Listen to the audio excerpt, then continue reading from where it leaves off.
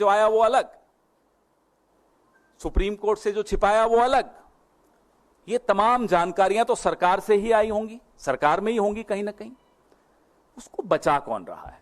Who is protecting the chairperson of SEBI? We demand to know from the prime minister of India. He is the person who is appointed her. Either ignoring all these startling revelations and facts, or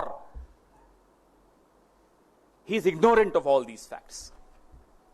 But why is the SEBI chairperson being protected, and who is protecting that chairperson? इस शतरंज का खिलाड़ी कौन है?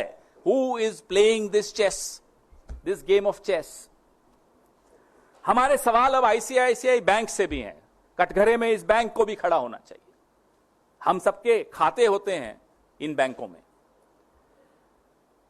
क्या ICICI ने किसी भी स्थान पर सरकार में कहीं भी डिक्लेरेशन की है कि ये तनख्वाह वो सेबी की मेंबर को, होल टाइम मेंबर को दे रहे हैं,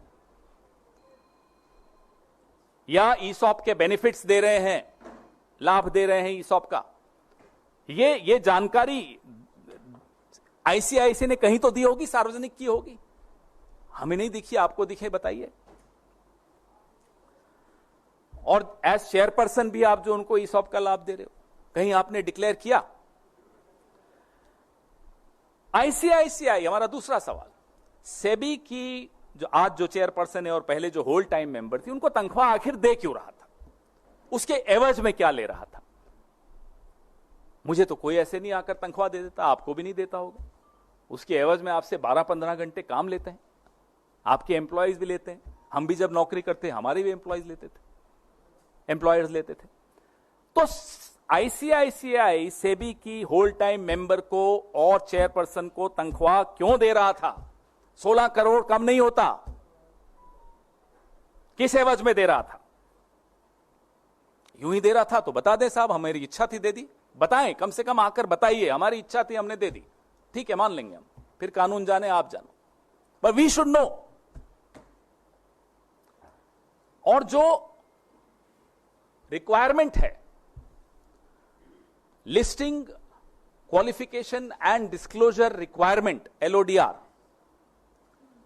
उसके तहत एनुअल रिपोर्ट में ये जानकारी दी थी क्या आपने? नहीं दी तो क्यों नहीं दी? ईसॉप की रूल्स हैं, आईसीआईसीआई ने वो रूल्स को दरकिनार करके क्यों इनको ईसॉप के लाभ दिए?